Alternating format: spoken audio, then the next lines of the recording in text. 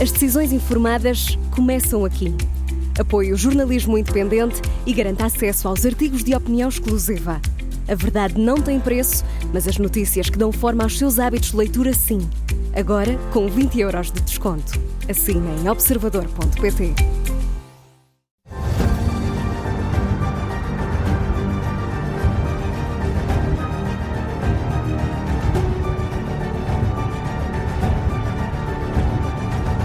Este é o som do Domínio da Guerra da Rádio Observador, sempre com o Major-General José Arno Moreira. Bom dia. Olá, muito bom dia a todos. Bom dia. Enquanto Donald Trump constrói a sua futura equipa governativa com muitas surpresas e a administração Biden prepara aqui uma transição pacífica, a guerra na Ucrânia continua e a Europa procura respostas para estes tempos desafiantes.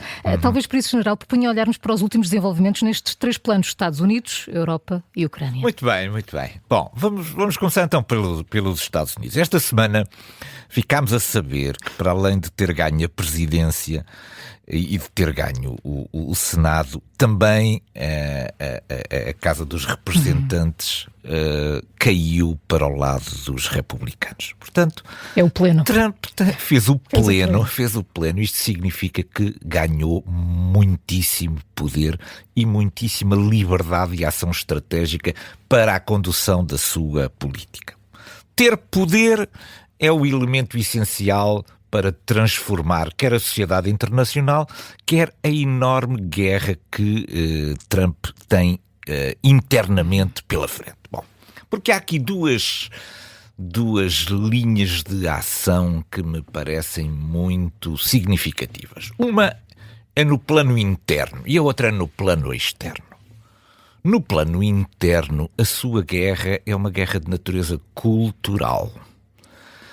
Ele não está satisfeito com um certo progressismo que avançou na América durante os anos da administração de Joe Biden, vai procurar revertê-lo e vai fazê-lo muito provavelmente através de um conjunto muito grande de despedimentos, de saneamentos, daquilo que ele chama a limpeza das instituições. Portanto, há uma guerra cultural em preparação no interior da América.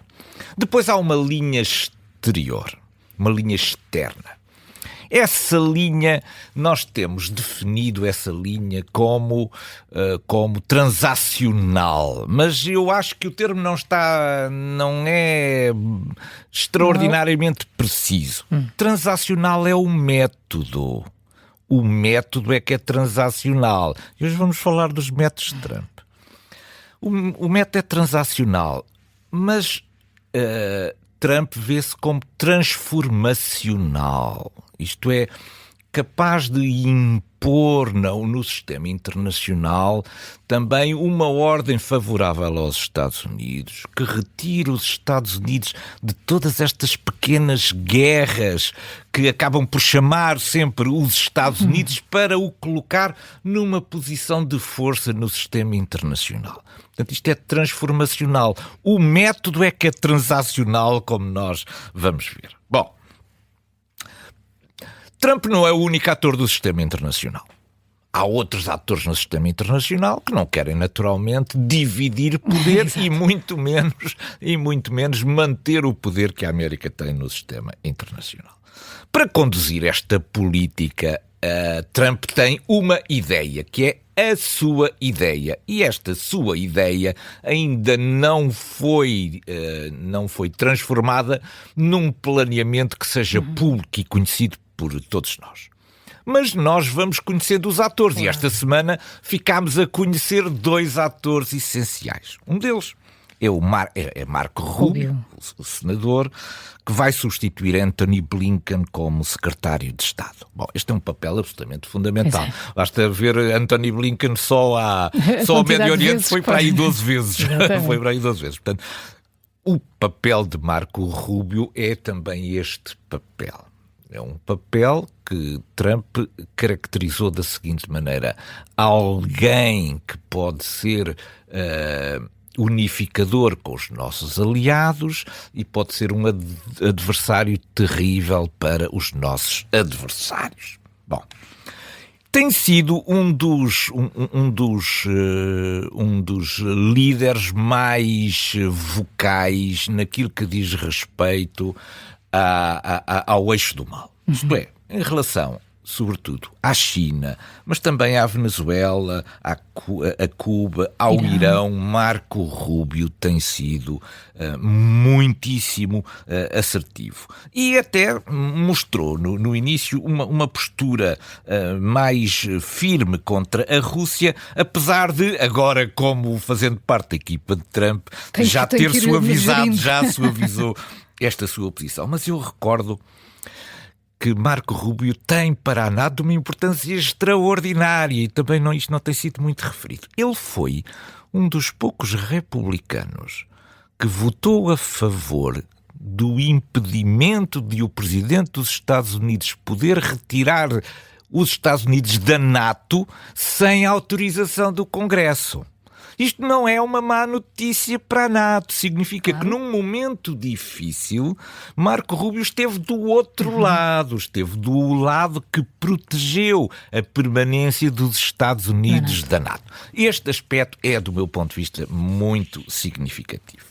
Também é significativa a escolha do novo secretário de Defesa, que, portanto, vai substituir Lloyd Austin, que é Pete Hegseth, que nós conhecíamos como um apresentador da Fox News. Bom, ele teve algum percurso militar, ele chegou a ser comandante de pelotão em operações no estrangeiro, mas na verdade, Pete Hegseth passar de comandante de pelotão para administrador do Departamento de Defesa, que tem um orçamento que excede os 800 mil milhões de dólares. Nem sei muito bem o que é isto, 800 mil é milhões muito zero, de dólares. É muito zero. Tem 1,3 milhões de soldados no ativo e tem mais 1,4 milhões de pessoas na Guarda Nacional, na Reserva e empregados civis espalhados pelo mundo.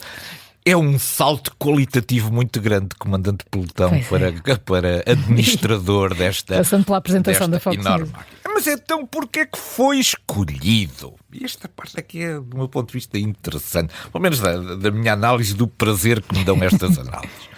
Foi escolhido por causa do primeiro mandato de Trump. Trump viu o Pentágono durante o seu mandato como um equilibrador de poderes que Trump não estava à espera que fosse. Isto é, a visão do mundo, a visão da América no mundo que existe no Pentágono não é a mesma que existia no primeiro mandato de Trump por Trump.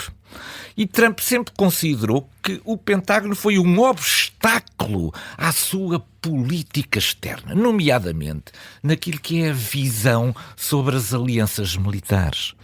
Enquanto o Pentágono era e sempre foi um defensor da permanência dos Estados Unidos na NATO e noutras organizações de natureza militar e acordos de natureza militar, Trump não estava absolutamente convencido desta linha. Bom, e portanto, na altura em que agora teve a oportunidade de nomear um novo secretário de Defesa, foi escolher alguém que estivesse nos antípodas do Pentágono. Não foi escolher ninguém que estivesse no Pentágono. Eu gosto de utilizar esta expressão, alguém que não estivesse contaminado pelo pensamento institucional do Pentágono. Alguém que pudesse promover uma revolução dentro do Pentágono.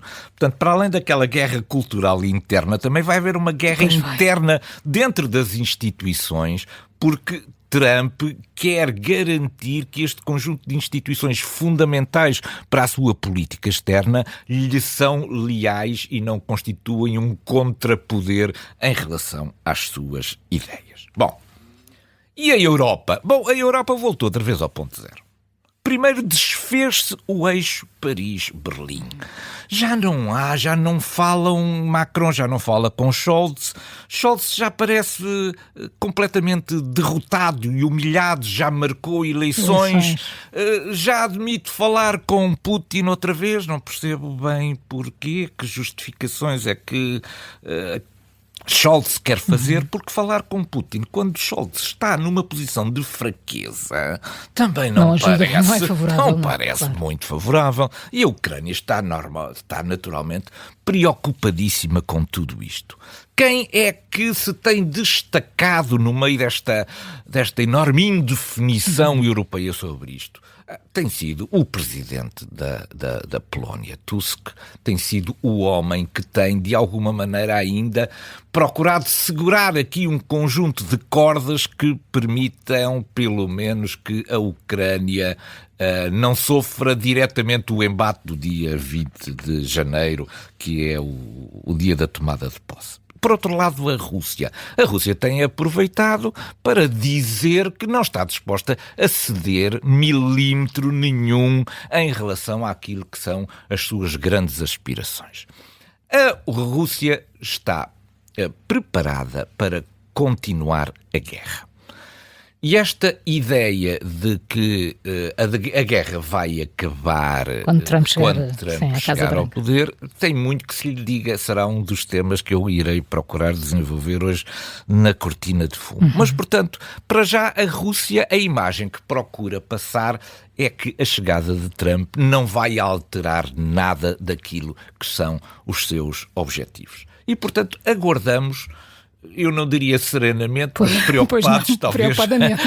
Preocupados a tomada de posse de Donald Trump, que ocorrerá a 20 de janeiro.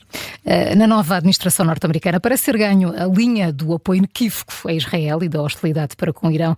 General Arno Moreira, que novos desenvolvimentos pode trazer esta administração para as complexas relações de poder no Médio Oriente? Eu julgo que Trump deixou uma coisa pendurada no seu primeiro mandato. Ele não conseguiu trazer para os acordos de Abraão, que sinalizam uma aproximação do mundo árabe a Israel, não conseguiu trazer a Arábia Saudita.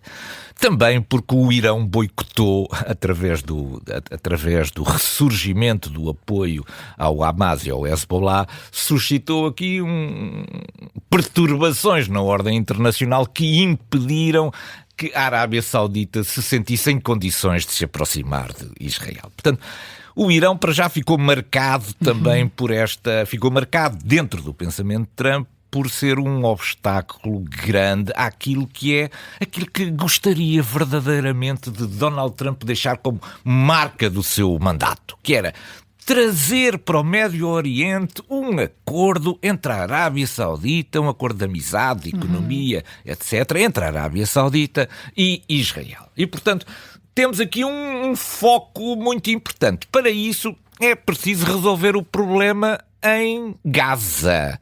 E, portanto, para que seja possível atrair a Arábia Saudita para Israel, tem que se resolver o problema palestiniano. Bom, e, portanto, Trump já terá falado certamente com Netanyahu sobre este assunto. Parece-me a mim que ele gostaria de chegar à tomada de posse com duas coisas feitas. Primeira, um cessar-fogo em vigor no sul do Líbano.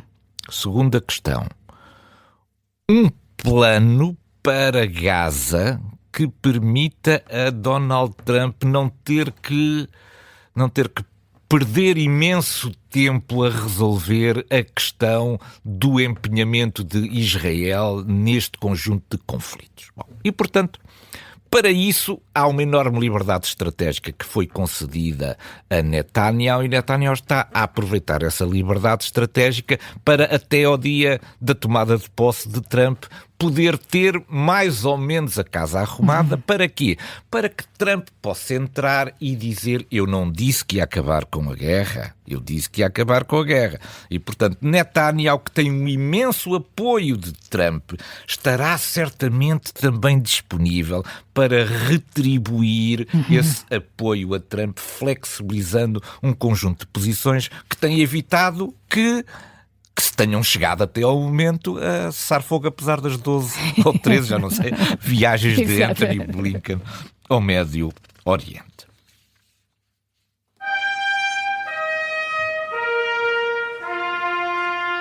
Esta semana, alguns jornais norte-americanos deram notícia de um possível telefonema entre Donald Trump e Vladimir Putin. As partes não confirmaram e procuraram até dar conta de que o mesmo não aconteceu. General, o que é que se esconde por trás desta cortina de fumo? Houve ou não houve telefonema? Eu hoje vou ser muitíssimo criativo, mas isto dá-me um prazer intelectual enorme. Enfim, vou partilhar este prazer intelectual Então enorme partilhe. sobre esta coisa. Bom, aqui para nós que ninguém nos ouve, portanto, neste nosso segredo entre nós e os nossos ouvintes, o telefonema deve ter ocorrido. É muito provável que este telefonema tenha ocorrido. Bom, agora em regime sim. aberto, agora que já contamos este pequeno segredo, vamos tentar perceber porque é que eu acho que isto ocorreu. Bom, isto ocorreu porque não podia ter deixado de ocorrer. Em face daquilo que foram as declarações eleitorais de Trump durante a campanha eleitoral, de resolver em 24 horas a guerra na Ucrânia, isto passava por um telefonema no dia seguinte à sua vitória eleitoral para Vladimir Putin. Trump, a equipa de Trump, não foi exatamente Trump, Pois mas a foi a equipa equipa. de transição de Trump disse que isto não aconteceu, que Trump não ligou a Putin, e Putin também veio dizer que isto era pura ficção jornalística. Bom, como é que isto chegou até nós? Através de um conjunto de relatos que apareceram nos jornais, de que efetivamente houve esse telefonema e que Trump terá dito duas coisas a Putin nesse telefonema. Primeira questão, a questão que a Rússia não deve escalar o conflito na Ucrânia, porque isso iria dificultar a tal resolução do conflito. Segundo, que Trump terá utilizado aquilo que é o poder da América, o poder de natureza militar, para avisar a Putin de que Putin deve regressar e deve aceitar esta oportunidade. Bom, agora vamos ver do lado russo. O lado russo quer acabar com a guerra. Esta guerra tem sido terrível para aquilo que é a economia russa. As taxas de juros estão a descer em todo o mundo, excepto num sítio. Na Rússia subiram recentemente para 21%. As taxas de juros já estão a 21%. Já não há russos que queiram combater. E é por isso que foram precisos chamar os norte-coreanos.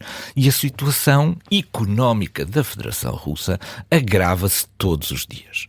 Inclusivamente, Putin considera, tem lá na sua lista se deve ou não deve demitir a presidente do Banco Central da Federação Russa, em face do conjunto de queixas enormíssimo. Pois, não há população trabalhadora, a população ganha muito mais, os homens ganham muito mais indo para a guerra do que trabalhando nas empresas. Isto tem um efeito tremendo sobre a economia da Federação Russa. Isto é, a Federação Russa tem aqui com Trump a sua grande oportunidade para dar cabo da guerra e ficar, aparentemente, com alguns territórios. Bom, e, portanto, estão-se a juntar todos os elementos para que isto possa acontecer. Agora, há aqui um dado que é um dado fundamental. Mas o telefonema, porquê é que eu digo que o telefonema é provável que tenha acontecido?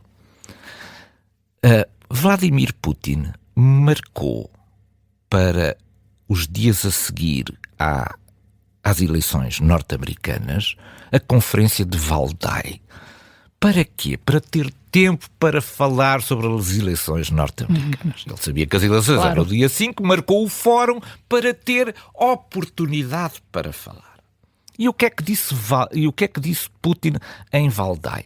Que não se sentiria envergonhado se falasse com Donald Trump. Isto é significativo, é? Porque, como eu digo e defendo, este telefonema existiu antes desta intervenção de Putin. E Putin disse, eu não vou tomar essa iniciativa. Pois não foi ele que telefonou, eu não vou tomar essa iniciativa e considero Donald Trump um homem extraordinariamente corajoso pela forma como reagiu ao atentado e, portanto, a amizade a vir ao de cima e o elogio mútuo aqui. Bom, isto é suficiente para eu alimentar a teoria de que existiu mesmo. De que existiu? É por causa do que aconteceu nesta segunda-feira. O que é que aconteceu nesta segunda-feira? Uma coisa extraordinária.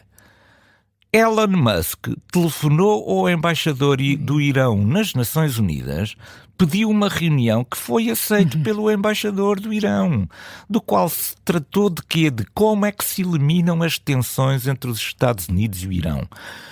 Elon Musk é que telefonou a Vladimir Putin. E, portanto, os dois estão a dizer verdade através de uma imensa cortina de fumo. E porquê é que eu digo isto? Ainda mais um outro elemento.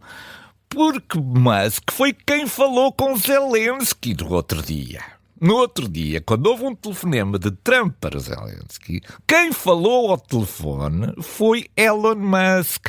Elon Musk não tem cidadania norte-americana e, portanto, não está ao abrigo do Logan Act, que impede que um cidadão norte-americano negocie em nome dos Estados Unidos da América, e foi colocado na administração de Trump exatamente por este papel, que é o papel que não compromete a América, não compromete os norte-americanos, mas que permite a tal negociação que Trump gosta, que é uma negociação de natureza pessoal, envolvendo uma pessoa que é da sua extraordinária confiança. É por isso que Elon Musk não precisa ter um cargo muito importante no governo dos Estados Unidos. É por isso que ele é uma espécie apenas de adjunto. Mas ele é o elemento sombra que Donald Trump vai utilizar para resolver estes problemas. E, portanto, eu continuo convencido, acho que é muito provável que este acontecimento teve lugar e que Trump utilizou Elon Musk para conversar com Putin, e desta maneira os dois estão a falar verdade, apesar disto ter acontecido. E há mais uma coisa extraordinária. E porquê Elon Musk?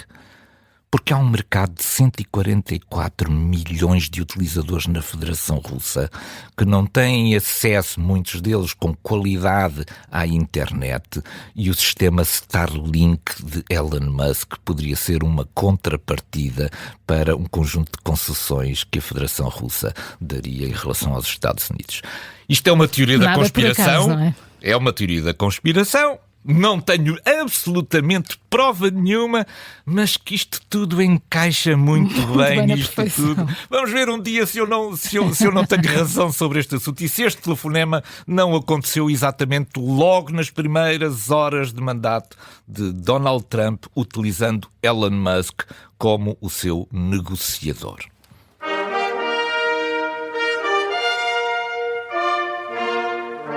Hoje o nosso ponto de mira vai para a área da retaguarda do Teatro de Operações da Ucrânia, onde muito se passa e de pouco se fala. General, que novidades temos? Bom, é que nós só falamos sobre a frente e a evolução da frente dos combates. Mas atrás de uma frente de combate passam-se imensas coisas que são absolutamente indispensáveis para alimentar a frente de combate. O aspecto que eu hoje trago aqui é o aspecto da manutenção. No início, quando demos aquilo que tínhamos em depósito, quando a Europa começou e os Estados Unidos começaram a dar equipamento, algum equipamento era os ucranianos conheciam e outro era equipamento relativamente fácil e simples de operar. Mas à medida que a guerra foi continuando, foram chegando equipamentos mais sofisticados. Quando os equipamentos são mais sofisticados, também a sua manutenção é muito mais complexa. Os Estados Unidos montaram na Polónia, portanto fora da Ucrânia, um conjunto de instalações em que têm os equipamentos que deram à Ucrânia e, através de videoconferência, mostram aos ucranianos como é que se faz nesses equipamentos que têm montados nas tentas. Sei lá, querem reparar um Bradley. Pois, através de videoconferência, mostram qual é a intervenção que tem de ser feita nos Bradley. Bom, mas agora com os F-16 a coisa complicou-se muito. Isto, através de videoconferência, já não vai lá.